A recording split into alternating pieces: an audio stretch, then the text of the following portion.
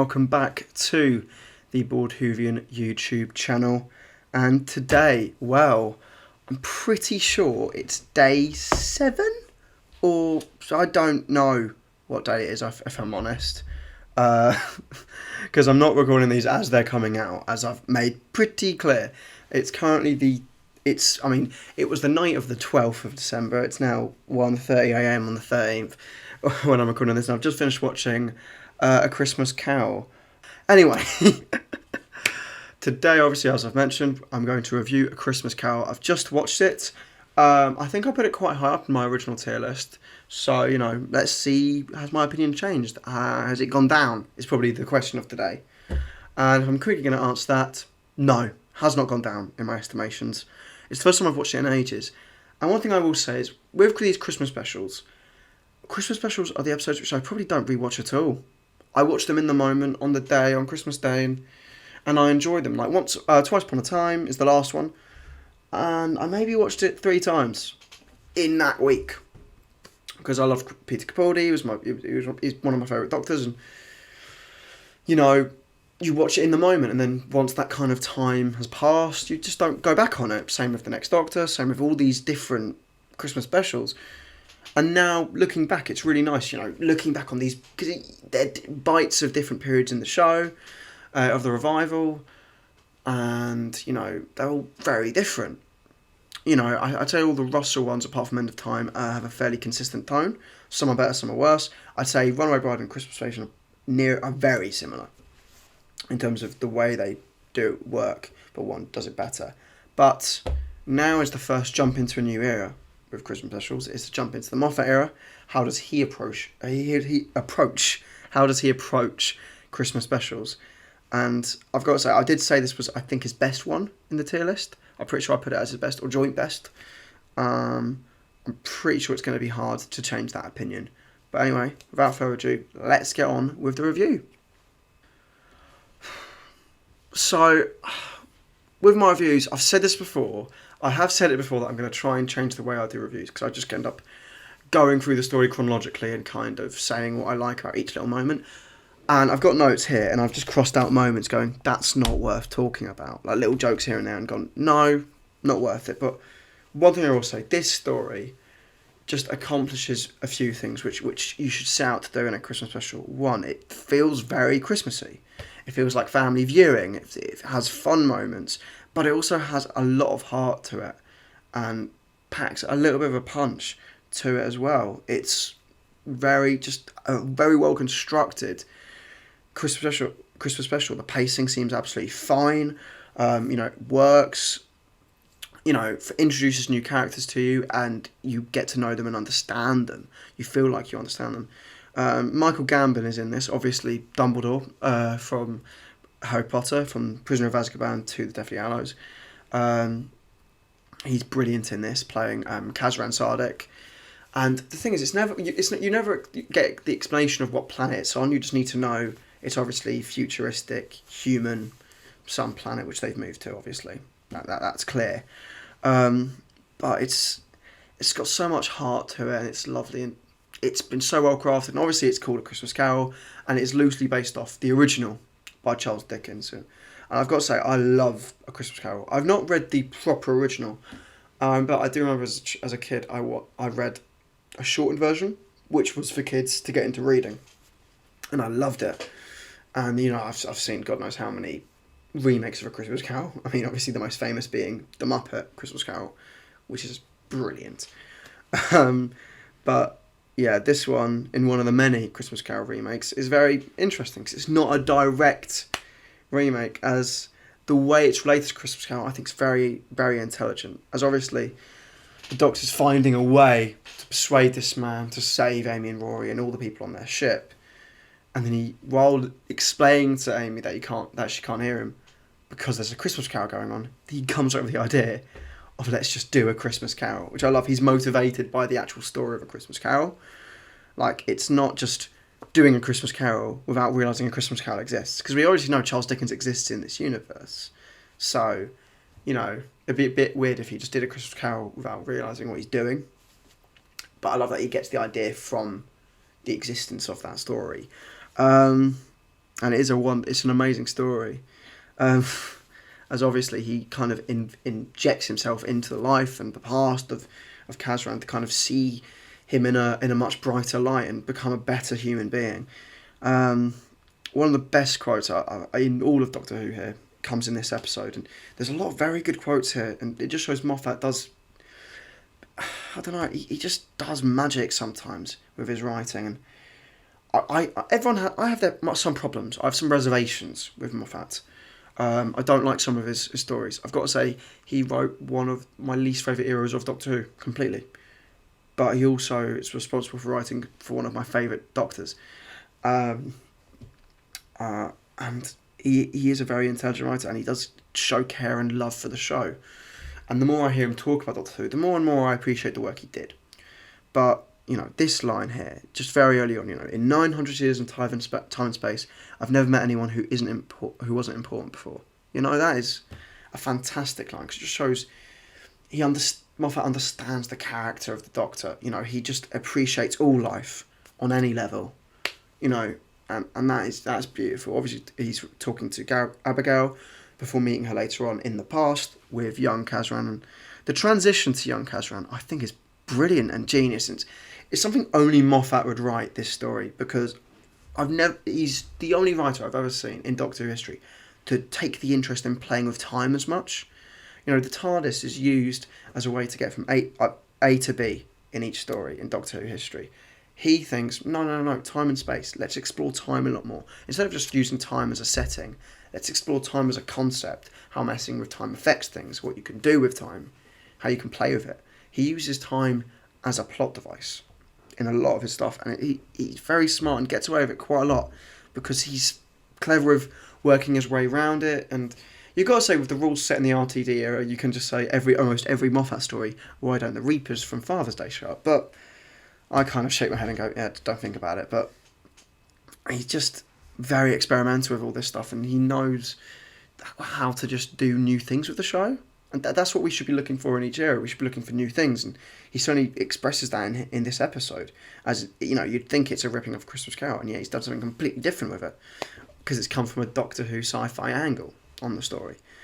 But yeah, the transition from present to past is fantastic. And there's a projection. The Doctor materialises away and materialises in the projection of obviously an old tape, which is genius. It's a fantastic transition, as then he's talking to the camera to present Kazran to try and express what's going on, and it's just brilliant. It's so brilliant. What I do like is the performance of young Kazran. Now, I didn't pick up the actor's name. Obviously, that actor's probably much older now, probably deep into his 20s. But I do recognise him from one other thing. He plays young Charles Xavier, in X-Men First Class, which is a very brilliant film. If you haven't seen it, check it out. It's probably the best X-Men film, if not one of. And he's in this, and he's quite good.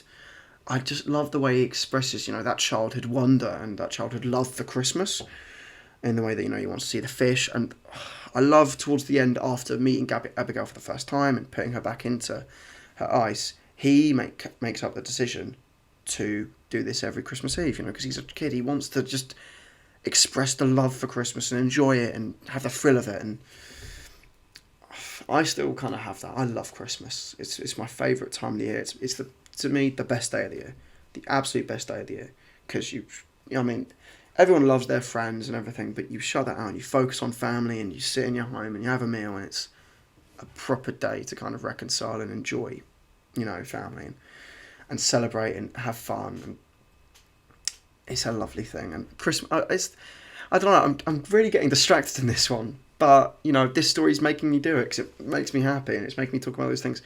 And I've got to say, this is my favourite era of Matt Smith. This is my favourite little bit. Early Matt Smith is the best Matt Smith. Series 5 to now is fantastic. Series 6 has good episodes in it, but overall, if you judge it as a series, I'm not a big fan. Series 7, not a fan at all. But this one hits the mark. It's brilliant, this story. The way Abigail slowly but surely is dying, they never say it clearly until the end, when it's very clear, as it's hinted at. Obviously, Abigail talking to the doctor going, "You're a doctor. Does that mean you're my doctor?" clearly she knows. I don't know how the Doctor doesn't know at that point, because he doesn't know it towards the end. But maybe, rule one, the Doctor lies.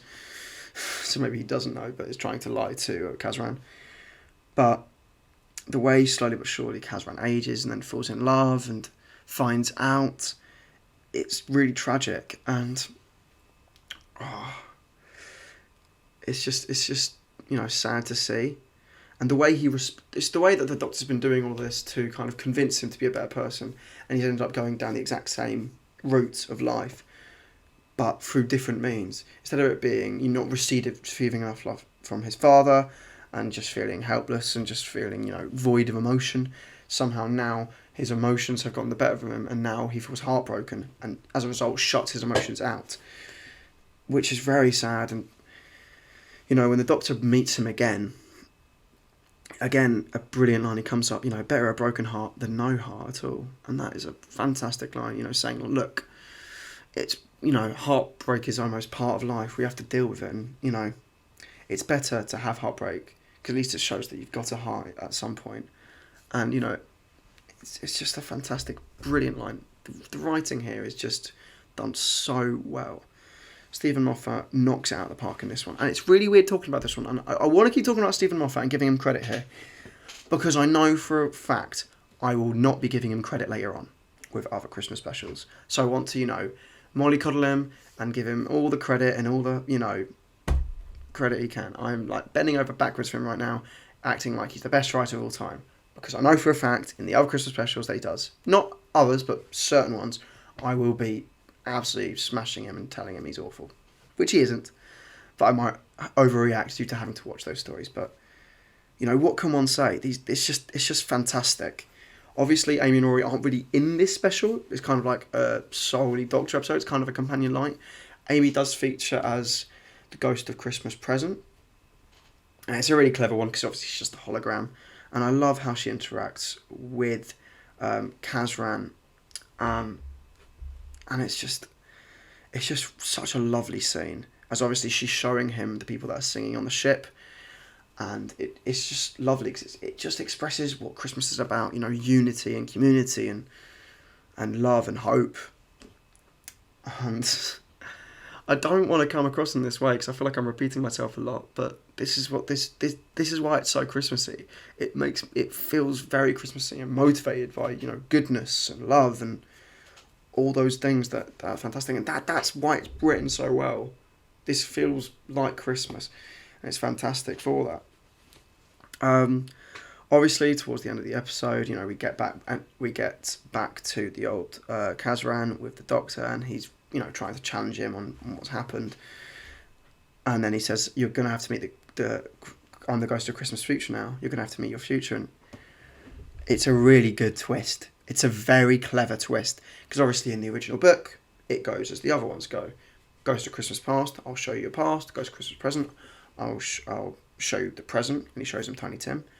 And Ghost of Christmas Future, he shows him the future, and he shows him the future after his death, and the fact that no one, loves him. There's no one there to care for him. But this one, instead of showing Kazran the present Kazran his future, he picks up the original young Kazran and shows him this, which is brilliant because it really challenges him. And as he says, show me my future. No one cares for me. I don't care. And the Doctor knows that. He knows what will affect him more is showing him his younger self and how disappointed and scared his younger self is of him. As you know, his younger self does say to him, like, "Dad," and that makes him react and nearly hit him because he doesn't want to be compared to his father. But that makes him realise he's become that anyway, and it's brilliant.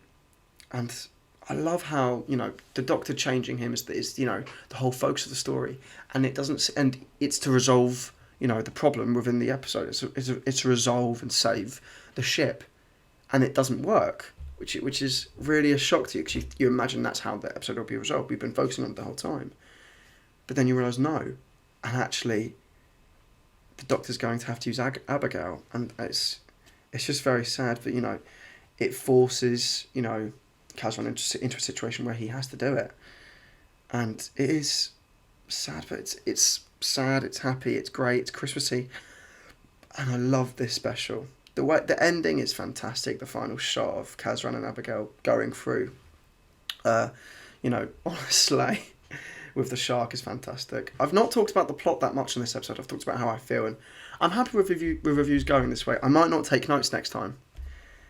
Actually, no, I might take notes with what I have wrong with the next one, but this one I love. I know for a fact I love this one. This is a brilliant Christmas special, and I'm now more motivated than ever to rewatch this one. But yeah, I think I'm going to stop there. So, A Christmas Carol. Brilliant story. Fantastic Christmas special. A 1 hour, concise story with a beginning end. Brilliant structure. It ties everything up with a nice little bow just in time for Christmas Day. It's fantastic. And I'm giving this an 8. I'm giving this one an 8 out of 10. Definitely an 8 out of 10 for me. I think it's a brilliant Christmas special. And I'm pretty sure... Did I give End of Time an 8? I don't know. I either gave End of Time a 7.5 or an 8. I think I gave End of Time an 8, so they're both level right now. Whew, that is a change. I think either End of Time's got... I think End of Time stay where it is, and I think Christmas Carol's gone higher. But yeah, really good special. It really made me, feel for the characters, and I got lost in it. And the thing is, I have a lot to do today in terms of videos, because I was recording something else completely unrelated to this, which I'll mention after this, once I'm done at the end of the video. But, I just clicked on the episode and didn't mean to do it today. And I just saw the first 3 minutes and just kind of drifted into it. And it's a very good episode, and it kind of sends me back to 2010 and a time when I, was in love with David Tennant and didn't want to like this new Doctor. And I liked him immediately. And I did like Matt Smith immediately. But then I drifted off towards the end of his era. But it's a brilliant special. That's all I've got to say. I'm completely done here. So,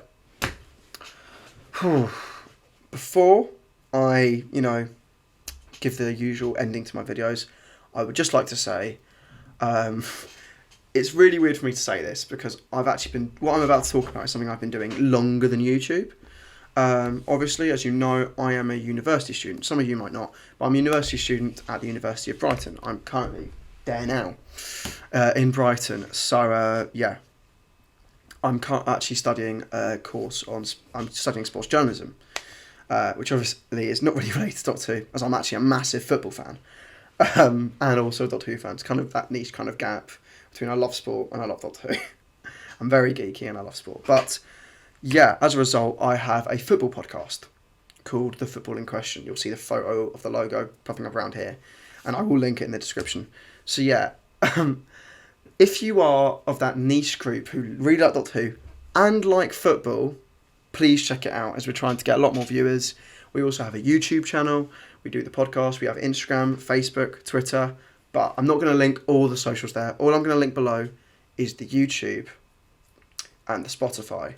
But please check it out, as I do it with 2 of my friends from uni. We do a lot of work on it, and it takes up a lot of time, and it's becoming a bit of a challenge right now doing that and this. Specifically right now, because right now I'm trying to record a video a day for this Christmas thing, and I'm having to record videos for that. But I'm pretty sure I now get a very big break until my next video for football. So for the next few days, I will focus on this, because I'm actually going back home this Saturday on the 18th.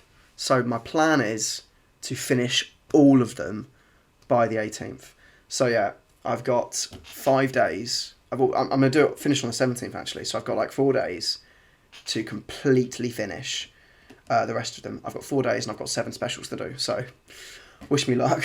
But yeah, please check that out. I'd really love you to. Just check that out. But if you're not into football, don't bother. It's not your thing. But, if you want to hear my voice in another manner, and it's a bit more aggressive talking about football and swearing, maybe. I don't think we swear that much, but yeah. Then check it out. But that is it. Yeah, I've been the Bored Whovian. So, please, comment below what you thought of this special. Do you love it? Do you hate it? Maybe you need to give it a rewatch as well. Are you liking the series? What other thoughts do you have? Just comment anything else you think about the channel or anything. If you like the video, then of course drop it a like. If you're new to the channel and you like the content, please click the subscribe button. And also, if you want to be notified whenever I upload, ding the bell for notifications, which should be just underneath the video. I think it's on that side. Yeah, that side. But yeah, that is it. So, Christmas Carol, 8 out of 10, joint top. I'm really happy with watching that because, this is probably the last one I'm going to like for a few reviews. But yeah, very happy with that. So, that's it. I've been the Bald Hoovian. I'll see you around. Merry Christmas.